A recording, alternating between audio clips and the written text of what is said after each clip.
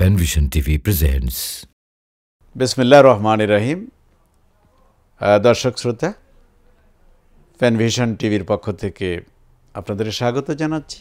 আমরা আজকে একটি গুরুত্বপূর্ণ বিষয় নিয়ে কথা বলতে চাই, আর সেটা হলো জুমার খুতবার গুরুত্ব।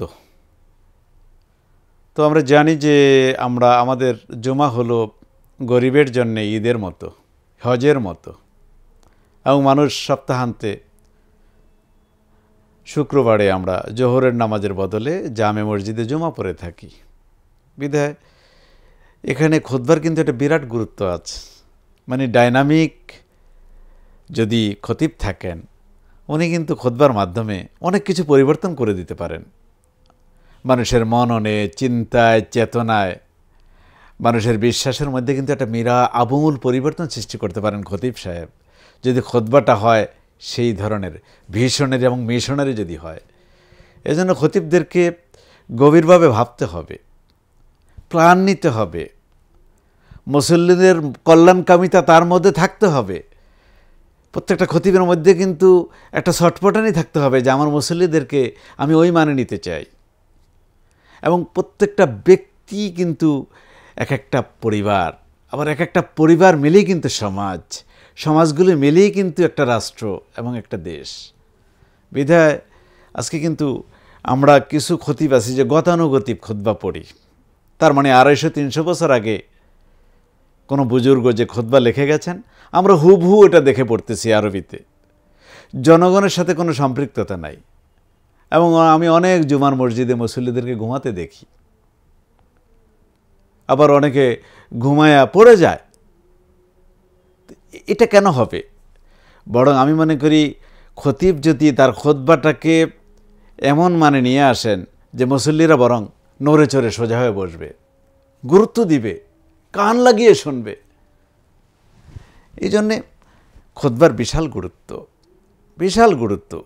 আল্লাহ রসুল সাল্লাল্লাহু আলাইহি ওয়াসাল্লামের যুগ, তারপরে আমরা উমাইয়া যুগ, তারপরে আমরা আব্বাসীয় যুগ, ইভেন স্পেনে যে 800 বছর মুসলমানরা রাজত্ব করেছে, মসজিদগুলো ছিল জ্ঞানের আধার, মসজিদগুলো ছিল হেদায়েতের উৎসস্থল। আর এটা কোত্থেকে আসে? একজন যোগ্য খতিবের মাধ্যমে। যোগ্য খতিব থাকা মানে কি? তার খুতবাটার মান হবে উন্নত মানের। আর এই শিক্ষায় মানুষ অনুপ্রাণিত হবে। এই শিক্ষায় অনুপ্রাণিত হয়ে সে এই শিক্ষাকে চারদিকে ছড়িয়ে দিবে। এই জন্যে খুতবার খুবই গুরুত্ব। এই জন্য রাসূলুল্লাহ সাল্লাল্লাহু আলাইহি ওয়াসাল্লাম বিভিন্ন সময় কিন্তু উনি মানে ওই এক সপ্তাহের জন্য যেটা জরুরি এমন কথাবার্তাই সাহাবায়ে কেরামকে বলতেন। এবং জুমার ব্যাপারে কিন্তু দেখেন আল্লাহ তাআলা বলছেন সূরা জুমার মধ্যে, ইয়া আইয়ুহাল্লাযীনা আমানু, হে ঈমানদারগণ, ইযা নুদিয়া লিস-সালাতি মিন ইয়াউমিল জুমআ ফাসাউ ইলা যিকরিল্লাহ, যখন জুমার দিনকে তোমাদেরকে ডাকা হয় মসজিদ পানে দৌড় লাগাও। আবার আরেক আয়াতে কিন্তু আছে, ওয়াইজা কুদিয়াতিস সালাত ফান্তাশিরু ফিল আরদ, যখন সালাত শেষ হয়ে যায় জমিনে ছড়িয়ে পড়ো। তার মানে আপনাকে এই খুতবাই শেখাবে যে কাজেও মনোযোগ দিয়ে করতে হবে, সেটাও ইসলাম। আপনি তো সারাদিন মসজিদে অবস্থান করেন, সেটা কখনোই কোনো কোরআন এবং হাদিসের বাণী কিন্তু এটা বলেনি। বরং আপনি কাজ বেশিরভাগ সময় বাইরেই থাকবেন। আপনি যদি কৃষক হন জমিতে সময় দিবেন, আপনি যদি শ্রমিক হন শিল্প কারখানায় সময় দেবেন, আপনি শিক্ষক হলে বিদ্যালয়গুলিতে সময় দিবেন। কিন্তু এই শিক্ষা, এই আলোটা কিন্তু আপনি মসজিদ থেকে নেবেন, এই খুতবা থেকে নেবেন। এই জন্যে আমরা মনে করি যে খতিবদের জন্য ট্রেনিং দরকার, প্রশিক্ষণ দরকার। প্রশিক্ষণ মানুষকে পারফেক্ট বানায় এবং এই ট্রেনিংটা দরকার। আজকে আমাদের মধ্যে সহিংসতা দেখি, আমাদের মধ্যে উগ্রতা দেখি। এগুলিতে প্রতিরোধ করার জন্যে খতিবদেরকে বিশাল ভূমিকা রাখতে হবে। আমার মনে আছে বাংলাদেশে যখন এই যে একটা সন্ত্রাসী কর্মকাণ্ড চলছিল, আমাদের সরকার উপলব্ধি করতে পেরেছিল যে এটাকে প্রতিরোধ করার জন্যে আইন শৃঙ্খলা বাহিনী দিয়ে শুধু সম্ভব না। তখন কিন্তু আমার মনে আছে কিন্তু খতিবদেরকে ডেকেছিল, ইমামদেরকে ডেকেছিল, এবং সরকার বলেছিল আপনার মসজিদ থেকে একটু আহ্বান জানান যাতে এগুলির মধ্যে মানুষ না ঢুকে যায়। এটা ধর্ম না, আলহামদুলিল্লাহ। এবং খতিবরা কিন্তু এটা সিরিয়াসলি নিয়েছে। দেশের লক্ষ লক্ষ মসজিদ থেকে একসাথে কিন্তু আহ্বান করেছিল যে সহিংসতা, উগ্রতা এগুলি ইসলামের শিক্ষা নয়। কোনো সাহাবীর জীবনে এটা নেই। তখন সত্যি সত্যি কিন্তু বাংলাদেশ পরিত্রাণ পেয়েছিল, আলহামদুলিল্লাহ। এখন কিন্তু সমাজে সে সময়টা নেই। এই জন্যে শুধু এই ব্যাপারে না, যে কোনো ব্যাপারে খুতবা খতিবগণ একটা আমূল পরিবর্তন রাখতে পারেন, আমূল ভূমিকা রাখতে পারেন। এই জন্য দরকার সেই ধরনের চিন্তা চেতনার খতিব, সেটাকে ফিল করতে হবে, দেশকে ভালোবাসতে হবে, দেশপ্রেম থাকতে হবে। তাহলে কিন্তু আমরা এটা সাকসেসফুল হতে পারে, ফলপ্রসূ হতে পারে। আমরা এই ব্যাপারে আমরা ইসলামের সোনালী যুগের দিকে কিন্তু আমরা খেয়াল করব। রাসূলুল্লাহ সাল্লাল্লাহু আলাইহি ওয়াসাল্লাম কীভাবে খুতবা দিয়েছেন, এবং ওনার খুতবার কিন্তু কিছু বৈশিষ্ট্য ছিল। এখন মানুষের দিকে তাকিয়ে আই কন্ট্যাক্ট বলে কিন্তু একটা কথা আছে, চোখে চোখ রেখে কথা বলা। উনি কিন্তু ওনার বৈশিষ্ট্য ছিল যে উনি কল্যাণকামী কথাই বলতেন। মানে জীবনে কখনো কেউ আহত হয় এমন কোনো কথা রাসূলুল্লাহ সাল্লাল্লাহু আলাইহি ওয়াসাল্লাম বলেননি। এবং ওনার কোনো কথা মানে কি বলবো, যাদেরকে বলতেন তারা নির্দিষ্ট কোনো সমাজের লোক ছিল না। মানে ওনার সব কথা ছিল কমন, সব কথা ছিল গণ। এই জন্য আল্লাহ তাআলা বলছেন যে ওমা আরসালনাকা ইল্লা রাহমাতাল লিল আলামিন, আমি আপনাকে বিশ্ববাসীর জন্য রহমত স্বরূপ পাঠিয়েছি। বিশ্ববাসীর কথা বলেছে, কিন্তু এখানে বলেন মুসলমানদের জন্য রহমত স্বরূপ পাঠিয়েছি।